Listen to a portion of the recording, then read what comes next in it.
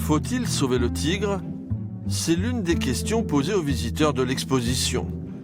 En un siècle, la population du plus grand félin est passée à l'état sauvage de 100 000 à 3 000 individus. D'autres espèces animales ont déjà disparu et la liste ne cesse d'augmenter. La menace d'une prochaine extinction massive des espèces se précise, une perspective qui ne laisse pas le public indifférent. On ne se rend pas compte qu'en étendant nos zones urbaines, on détruit énormément d'écosystèmes. Et c'est vrai que dans le quotidien, on ne le voit pas forcément, mais ça fait du bien d'avoir une petite piqûre de rappel.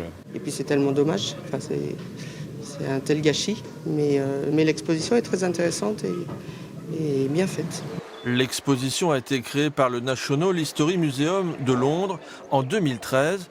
Depuis, la prise de conscience sur les atteintes à la biodiversité a considérablement progressé, mais beaucoup de personnes se demandent comment agir pour enrayer le processus. Moi, c'est la destruction forestière qui me touche le plus.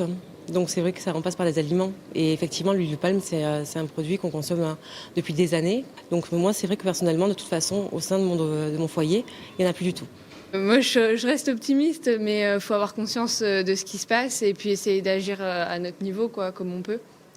Se nourrir bio, ça a l'air tout bête, mais je veux dire, on sait que comme dans une culture bio, il y a une utilisation bien moindre de produits phytosanitaires qui sont toxiques, énormément toxiques, comme on peut voir dans l'exposition, pour les animaux.